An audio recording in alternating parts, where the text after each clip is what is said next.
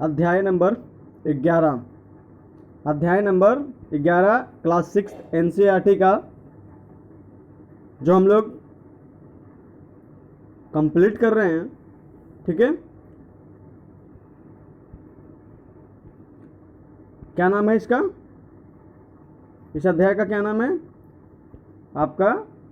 नए साम्राज्य और नए राज्य।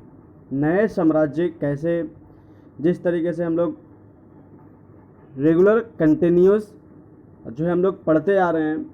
ठीक है, कि पहले मानव सभ्यता कहाँ से स्टार्ट हुआ। ठीक है, कौन से पत्थर जो है नवपाषाण काल में, पूरा पाषाण काल में। ठीक है, फिर उसके बाद हम लोग कैसे यूज करते थे लोग, फिर आग की खोज कैसे हुई, फिर जो है पत्थरों से फिर तांबे का यूज कैसे करने लगे लोग, फिर लोहे की जानकारी कैसे मिली, फिर उसके बाद लोग कैसे अनाज उपजाने लगे। ठीक है, किस तरीके से जंगल का उपयोग करने लगे। ठीक है, फिर कैसे कैसे छोटे छोटे कस्बा बनने लगा, फिर नगर बनने लगा, फिर जा कर के आगे चल कर के फिर एक राज्य बनने लगा, फिर साम्राज्य बनने लगा। ठीक है, इस तरीके से हम लोग क्या हो रहा है कि बारी बारी तरीके से हम लोग क्या कर रहे हैं, सीख रहे हैं। ठीक है, अब अध्याय नंबर 11 में हम लोग देखेंगे क्या बताती हैं प्रशस्तियाँ। प्रशस्तियाँ क्या होती हैं? ठीक है, तो दरअसल अरविंद गुप्त वंश के प्रसिद्ध राजा समुद्रगुप्त की भूमिका अदा करने जा रहा था। तो अरविंद नाम का कोई व्यक्ति है जो समुद्रगुप्त की नौटंकी में पार्टिसिपेट लिया होगा, और उस पार्टिसिपेट में समुद्रगुप्त की भूमिका जो है वो अदा करने जा रहा है। तो इसका मतलब अरविंद को कुछ पता होगा। ठीक है, तो समुद्रगुप्त के बारे में हमें एक अभिलेख से पता चलता है कि वास्तव में उसके दरबार में कवि हरिसेन द्वारा संस्कृत में लिखी एक कविता है। याद रखिएगा कि समुद्रगुप्त के टाइम में ही कवि हरिसेन जो है थे मौजूद। पूछता है क्वेश्चन कि समुद्रगुप्त में के समय में कौन से कवि थे। ठीक है, और 4 ऑप्शन दे देगा। ठीक है, तो उसमें आपको चूज करना पड़ेगा। ठीक है, तो इसे करीब 1700 साल पहले लिखा गया। इलाहाबाद में अशोक स्तंभ पर इसकी खुदाई की गई थी। ठीक है, इलाहाबाद में अशोक स्तंभ पर इसकी खुदाई की गई थी। ठीक है, यह एक विशेष किस्म का अभिलेख है जिसे प्रशस्तियाँ कहते हैं। यह एक संस्कृत शब्द है जिसका अर्थ प्रशंसा होता है। जिसका अर्थ प्रशंसा होता है। प्रशस्ति का अर्थ प्रशंसा होता है, याद रखिएगा। प्रशस्तियाँ लिखने का प्रचलन पहले भी था। मतलब कोई भी राजा होगा और उसका प्रशस्तियाँ मतलब उसका प्रशंसा अपना पत्थरों में खुदवा करके लिखवा करके जो है वो बड़े बड़े पत्थरों में खुदवाया करता होगा और खुदवाया करता होगा। कहीं ना कहीं उसे रख दिया होता करता होगा, जिससे आने वाले टाइम में उसका क्या हो कि पता चले कि वो राजा कैसे राज करता था। ठीक है, लोग उसका प्रशंसा करें।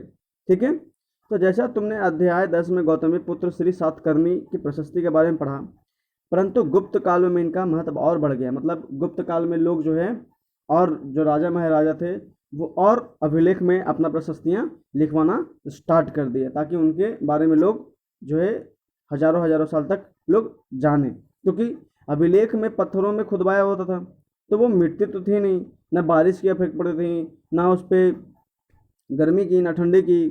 तो इस तरीके से वो क्या होता था कि बहुत दिनों तक रहता था। ठीक है, इसलिए लोग अभिलेख में अपना अपना प्रशंसा यानी प्रशस्तियाँ लिखवाया करते थे। ठीक है, समुद्रगुप्त की प्रशस्तियाँ क्या है, आओ देखें।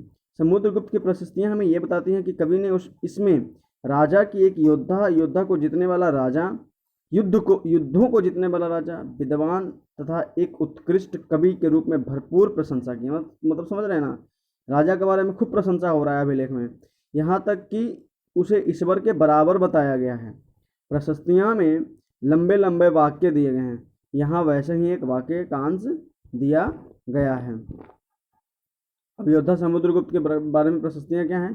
जिनका शरीर युद्ध मैदान में कुठारों, कुल्हाड़ियों, तीरों, भालों, बर्छों, तलवारों और लोहे की गदाओं, नुकील तारों, अन्य सैकड़ों हथियारों से लगे घावों के दाग से भरे होने के कारण अत्यंत सुंदर दिखता है। ठीक है। अगर तुम मानचित्र 113 देखोगे तो गौर से देखोगे तो पाओगे कि एक क्षेत्र को हरे रंग से देखा गया है। तुम्हें पूर्वी समुद्र तट के साथ एक क्रम में लाल बिंदु दिखेंगे। ठीक है। उसी तरह कुछ क्षेत्र बैंगनी और नीले रंग के भी दिखेंगे, मतलब बैंगनी, लाल, ठीक है, नीला, याद रखिएगा कौन कौन सा कलर है। ठीक है। अब इस मानचित्र में, इस प्रशस्तियाँ में प्राप्त जानकारियाँ के आधार पर बनाया गया है। हरिसेन 4 विभिन्न प्रकार के राजाओं और उनके प्रति समुद्रगुप्त की नीतियों का वर्णन करते हैं। ठीक है। पहला क्या है, पहले में क्या वर्णन करते हैं, तो मानचित्र में हरे रंग का क्षेत्र आर्यवर्त के उन 9 शासकों का है, आर्यवर्त के उन 9 शासकों का है जिन्हें समुद्रगुप्त ने हराकर उनके राज्य को अपने साम्राज्य में मिला लिया था। मतलब हरे रंग का जो भी आपको दिखेगा ना, याद रखिएगा कि हरे रंग का जो भी साम्राज्य दिखेगा उसको समुद्रगुप्त जो है हराकर अपने राज्य में मिला लिए थे। मतलब जो नहीं मानता था उसे हरा दिया करते थे। ठीक है। और इसके बाद दक्षिणापथ में के 12 शासक, यानी 9 शासक ऊपर के और दक्षिणापथ के 12 शासक, इनमें से कुछ की राजधानियों को दिखाने के लिए मानचित्र पर लाल बिंदु दिखाए गए हैं। ठीक है। और इन सब ने हार जाने पर समुद्रगुप्त के सामने समर्पण किया था और समुद्रगुप्त ने उन्हें फिर से शासन करने की अनुमति दे दिया था। ठीक है। जो समर्पण नहीं करता था, ठीक है, उसे हरा देता था और उसे अपने साम्राज्य में मिला लिया करता था समुद्रगुप्त। ठीक है। और ठीक है, इस तरीके से है। तीसरा आप देखेंगे क्या है कि पड़ोसी देश को आंतरिक घेरा बैंगनी रंग से रखा गया है। इसमें असम, तटीय बंगाल, नेपाल, उत्तर पश्चिम के कई गण आते थे, समुद्रगुप्त के लिए उपहार लाते थे और उनके आज्ञाओं का पालन करते थे तथा उनके दरबार में उपस्थित हुआ करते थे। बाहरी इलाके के शासक जिन्हें नीले रंग से रंगा गया है संभवतः कुषाण तथा शक वंश के थे। इसमें श्रीलंका के शासक भी थे। इन्होंने समुद्रगुप्त की अधीनता स्वीकार की और अपनी पुत्रियों का विवाह इससे किया। ठीक है। याद रखिएगा कि कुषाण और शक वंश के लोग, यानी जो बाहरी इलाके, यानी जो नीले रंग में जो शासक रहेगा वो कुषाण और शक वंश के थे और इसमें श्रीलंका के शासक भी थे। तो इन्होंने समुद्रगुप्त की अधीनता स्वीकार कर ली थी और अपनी पुत्रियों का विवाह उससे कर दिया था। ठीक है। याद रखिएगा।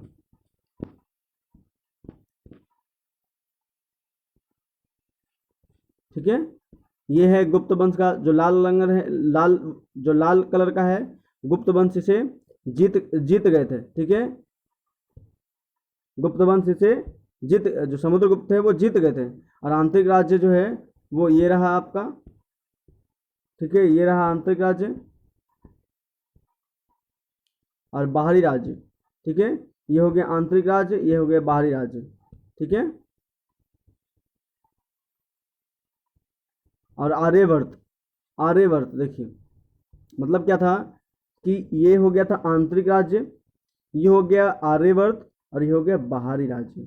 तो बाहरी राज्य में कौन थे, कुषाण और शक थे। ठीक है। कुषाण और शक। और ये जो आर्यवर्त के थे, ठीक है, इसे जो है समुद्रगुप्त ने क्या किया था कि जीत लिया था। ठीक है। और ये लोग जो है, ये जो रेड में था, उन्होंने समर्पण कर दिया था समुद्रगुप्त को। ठीक है। याद रखिएगा। अब वंशावलियाँ पढ़ते हैं थोड़ा सा। अधिक प्रशस्तियाँ शासकों के पूर्वजों के बारे में बताती है कि यह प्रशस्तियाँ भी समुद्रगुप्त के प्रपितामह या पितामह यानी कि परदादा, दादा, पिता और माता के बारे में बताती हैं। उनका, ठीक है, उनकी माँ कुमार देवी, क्या समुद्रगुप्त की माँ का नाम क्या था, कुमार देवी, ये लिच्छवी गण की थी और पिता चंद्रगुप्त गुप्त वंश के पहले शासक थे।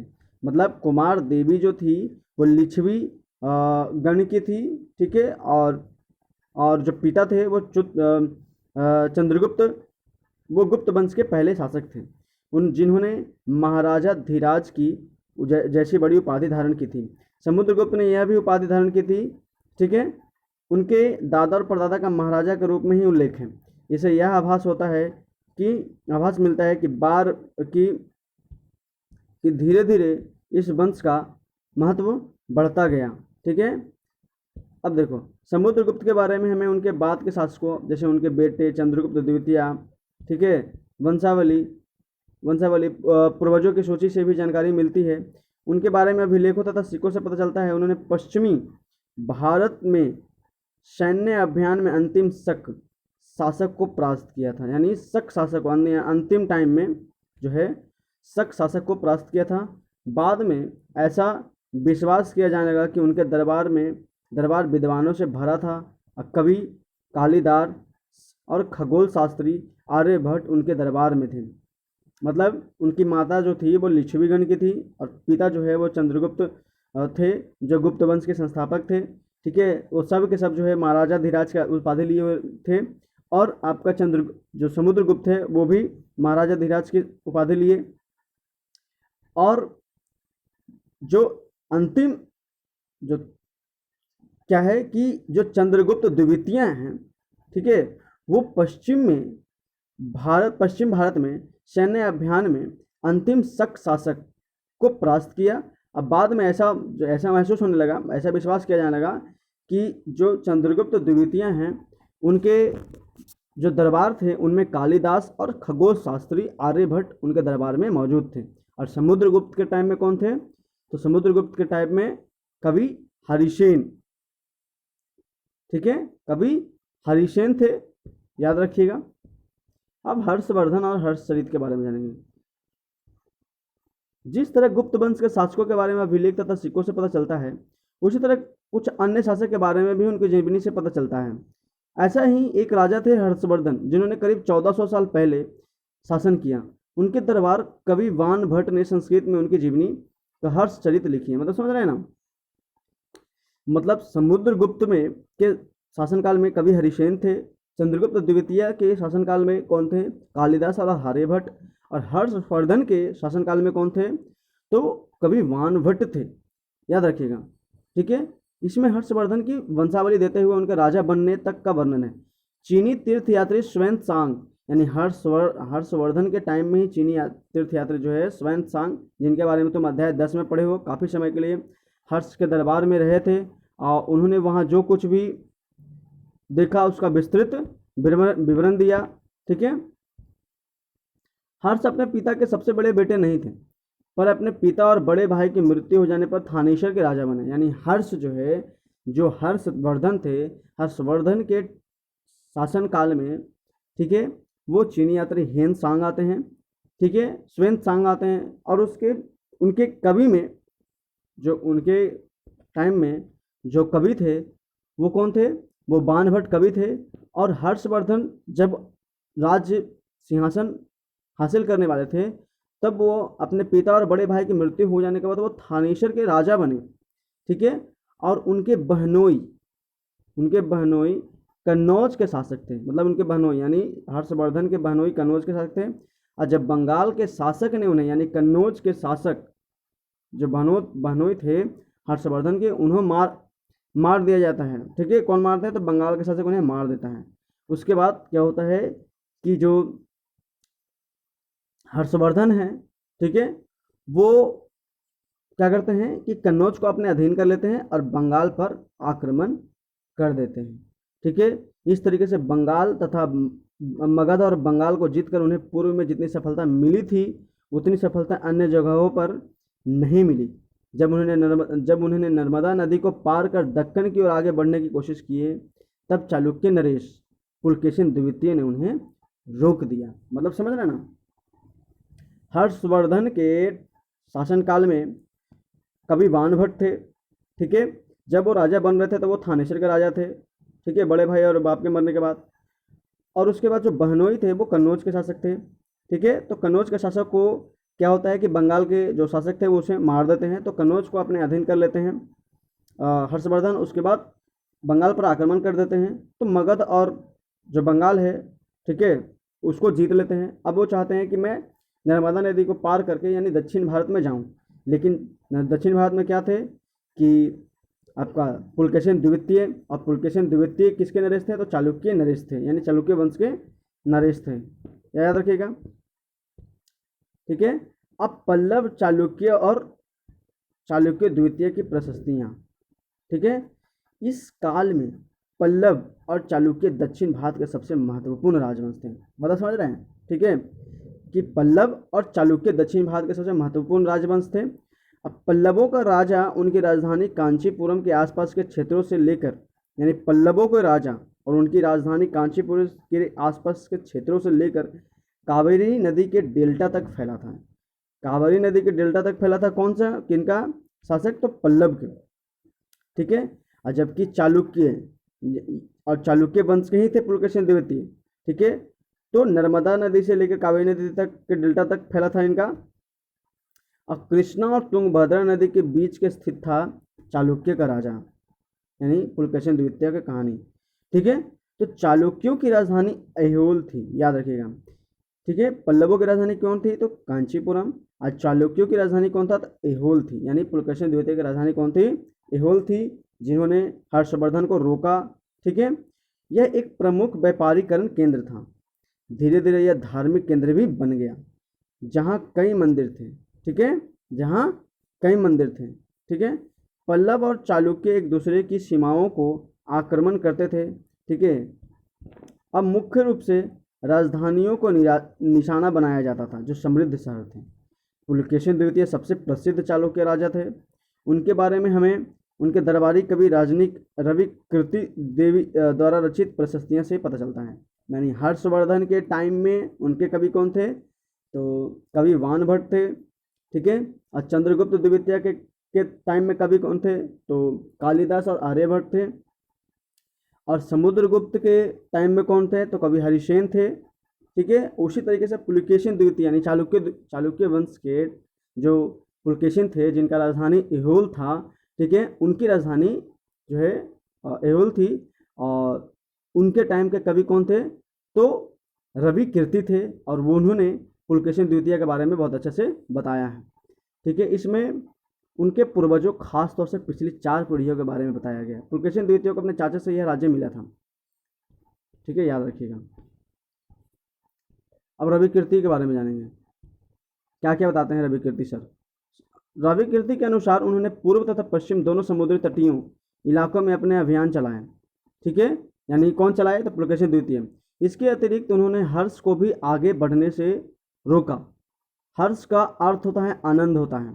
ठीक है। कवि का कहना है कि इस पराजय के बाद अब हर्ष नहीं रहा। पुलकेशिन द्वितीय ने पल्लव राजा के ऊपर भी आक्रमण किया। मतलब पल्लव और चालुक्यों के बीच में तो लड़ाई चलती रहती थी। ठीक है। तो ठीक है। और जो पुलकेशिन थे, यानी जो चालुक्य वंश के जो थे, उनका कृष्णा नदी और कावेरी नदी के डेल्टा तक उनका क्षेत्र था। ठीक है। तो उन दोनों का लड़ाई जो हमेशा चलते रहता था। तो पुलकेशिन द्वितीय जो है वो क्या कर दिए कि यानी चालुक्य वंश जो है वो पल्लवों पर आक्रमण कर देता है। और जो पल्लवों का जो राजधानी होता है कांचीपुरम, उसके दीवार के पीछे शरण लेनी पड़ती है किसको,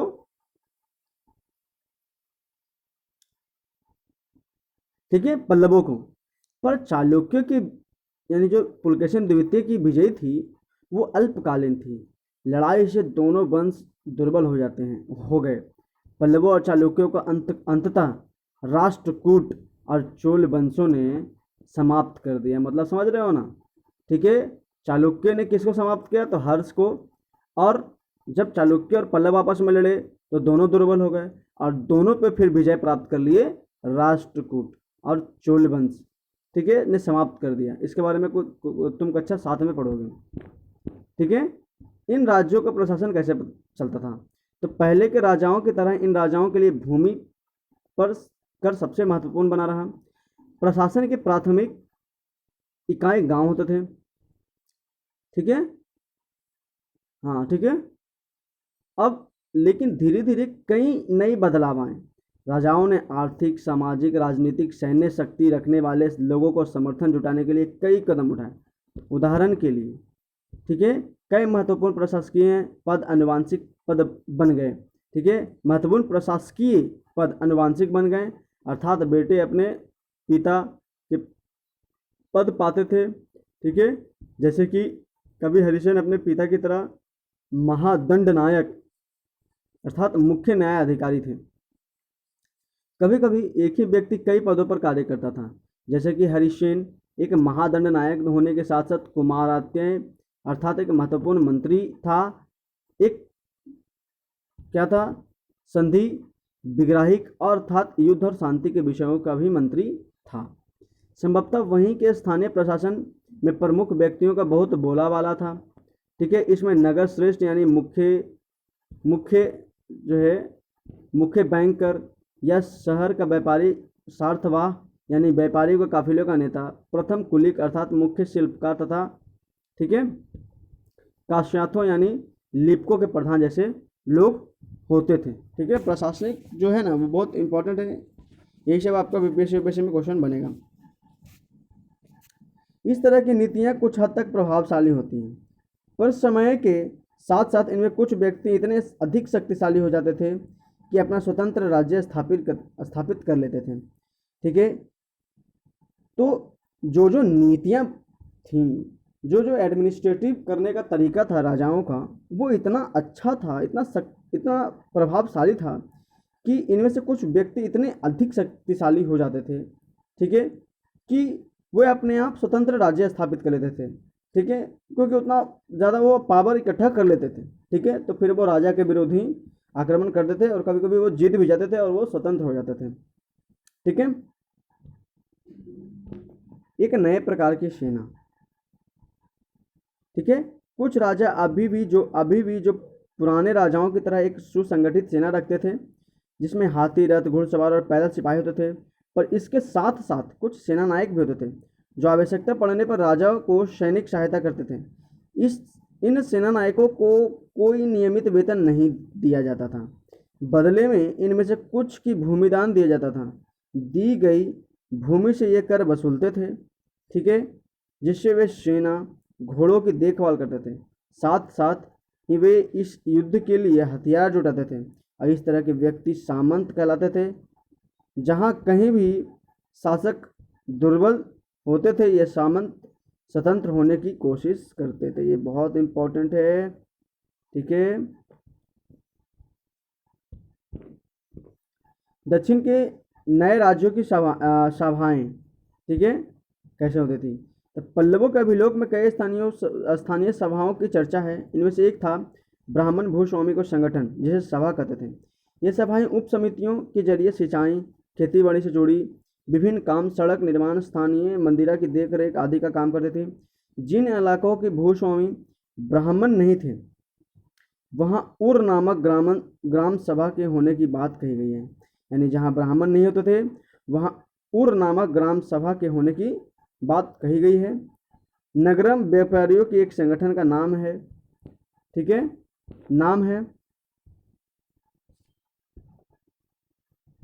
ठीक है, संभवतः इन सभाओं पर धनी तथा शक्तिशाली भूस्वामी और व्यापारियों का नियंत्रण था। इनमें से बहुत सी स्थानीय सभाएं शताब्दियों तक काम करती रही। ठीक है, अब नए जमाने में आम लोग, जन साधारण के जीवन में थोड़ी बहुत झलक हमें नाटकों तथा कुछ अन्य स्रोत से मिलती है। चलो इसके कुछ उदाहरण देखते हैं। कालिदास अपने नाटकों में राज दरबार के जीवन के चित्रण के लिए प्रसिद्ध हैं। इन नाटकों में एक रोचक बात यह है कि राजा और अधिकांश ब्राह्मण को संस्कृत बोलते हुए दिखाया गया है, जबकि अन्य लोग तथा महिलाएं प्राकृत बोलते हुए दिखाए गए हैं। उनका सबसे प्रसिद्ध नाटक अभिज्ञान शकुंतलम दुष्यंत नामक एक राजा और शकुंतलम नाम की एक युवती की प्रेम कहानी है। ठीक है, इस नाटक में एक गरीब मछुआरे के साथ राज कर्मचारियों के दुर्व्यवहार की बात कही गई है। ठीक है, एक मछुआरे को एक अंगूठी मिली। एक मछुआरों को एक अंगूठी मिली, एक मछुआरों को एक कीमती अंगूठी मिली। यह अंगूठी राजा ने शकुंतला को भेंट की थी। ठीक है, पर दुर्घटनावश ने उसे एक मछली निगल गई। जब मछुआरा इस अंगूठी को लेकर राजमहल पहुंचा तो द्वारपाल ने उसे चोरी का आरोप लगाया और मुख्य पुलिस अधिकारी भी बहुत बुरी तरह से पेश आया। राजा उस अंगूठा को देखकर बहुत खुश हुआ और उन्होंने मछुआरों को इनाम दिया।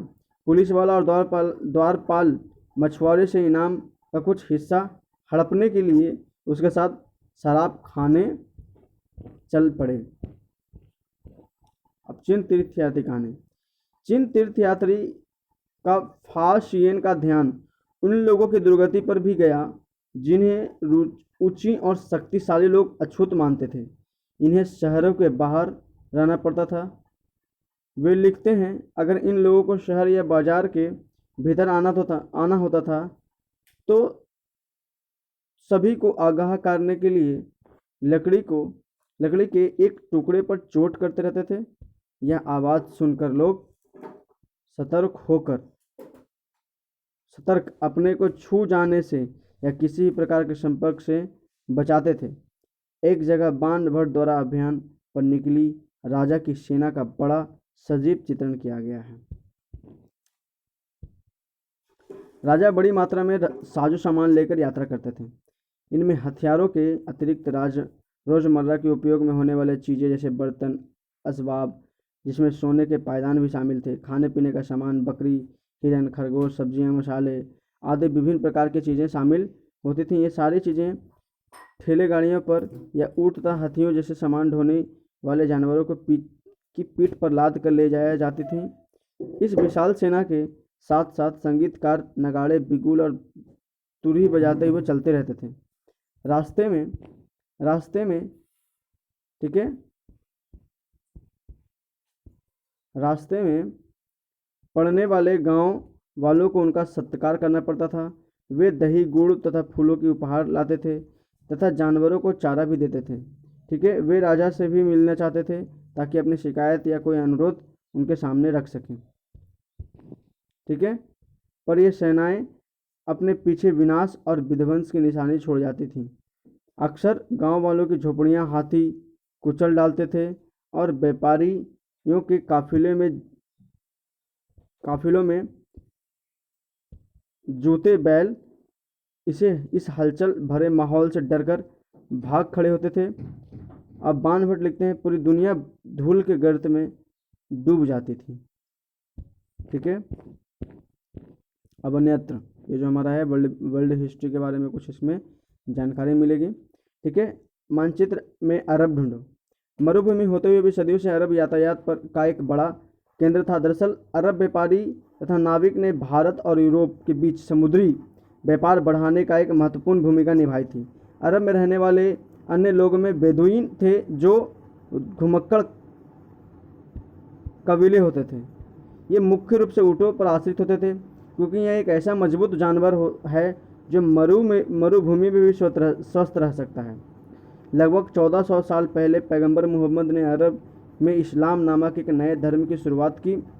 ईसाई धर्म की तरह इस्लाम ने भी ठीक है अल्लाह को सर्वोपरि माना।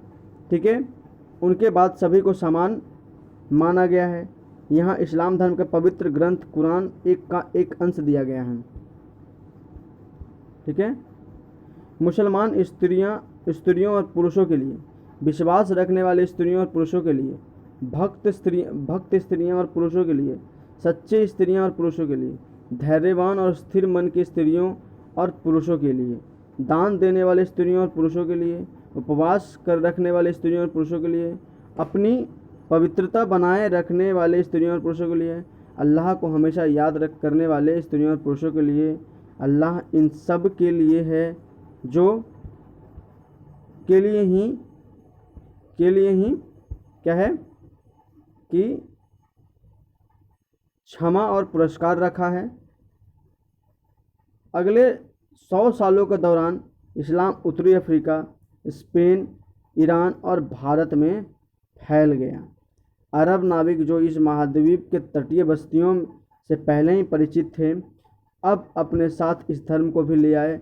अरब के सिपाही ने करीब 1300 साल पहले सिंध, आज के पाकिस्तान को जीत लिया था। ठीक है, तो ये रहा, और इसका क्वेश्चन आंसर अगर आप देखना चाहो तो देख सकते हो। ठीक है, ये रहा आपका क्वेश्चन आंसर, सॉरी। ठीक है, आप लोग जो है इनको कंप्लीट कर सकते हो। ठीक है, और ये रहा उपयोगी शब्द। ठीक है, प्रशस्तियाँ क्या थी, आर्यवर्त क्या थी, दक्षिणापद क्या थी, वंशावली क्या थी, अनुवंशी पदाधिकारी क्या थी, सामंत क्या थी, सभा क्या थी, नगरम क्या थी। ठीक है, ये सब आप लोग देख लेना। ओके।